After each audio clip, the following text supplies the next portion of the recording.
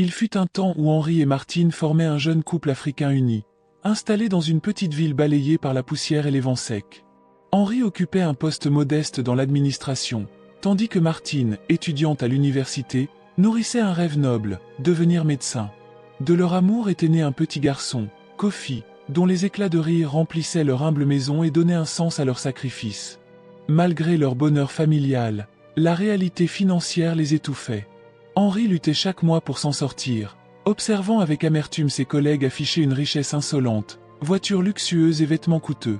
Parmi eux, Sébastien, un homme mystérieux dont l'opulence ne semblait connaître aucune limite.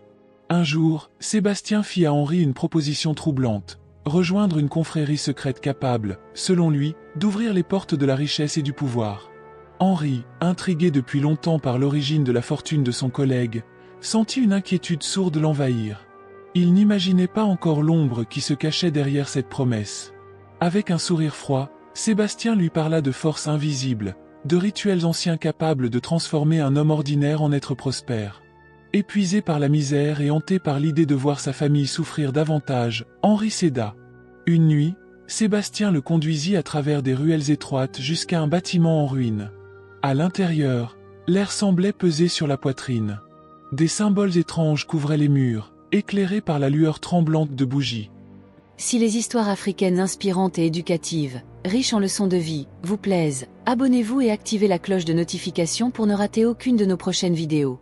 Un pouce bleu aussi, si le cœur vous en dit, ce n'est pas obligatoire, mais ça nous donne énormément de force.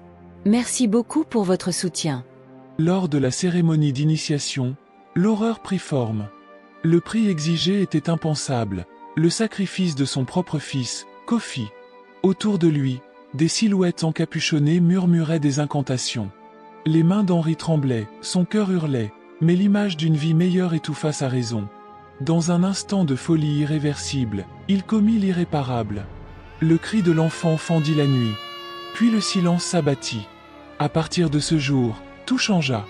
L'argent afflua. Henri gravit les échelons, les promotions se succédèrent. La famille emménagea dans une grande maison, entourée de voitures luxueuses. Mais derrière cette réussite éclatante, Henri se vidait de l'intérieur.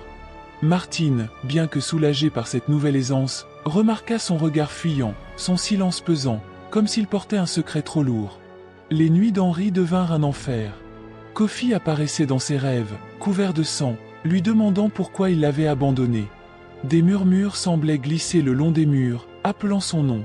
Henri évitait Martine, craignant qu'elle ne lise la vérité dans ses yeux.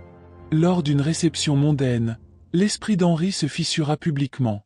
Ivre, il monta sur une table, dansa de façon grotesque, chanta sans raison. Les rires se figèrent lorsqu'il se mit à parler à une lampe, persuadé qu'il s'agissait de son fils. Quelques mois plus tard, Martine découvrit l'horreur. En rangeant le bureau de son mari, elle tomba sur un journal. Chaque page racontait la nuit du sacrifice, les doutes, la culpabilité, les regrets.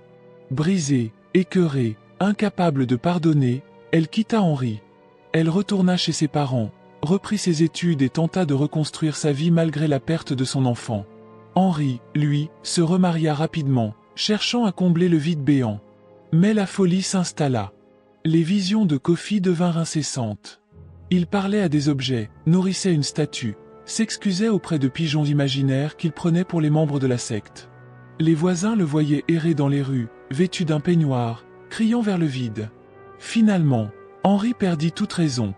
Il termina ses jours dans un asile, hurlant chaque nuit, poursuivi par les fantômes de ses actes.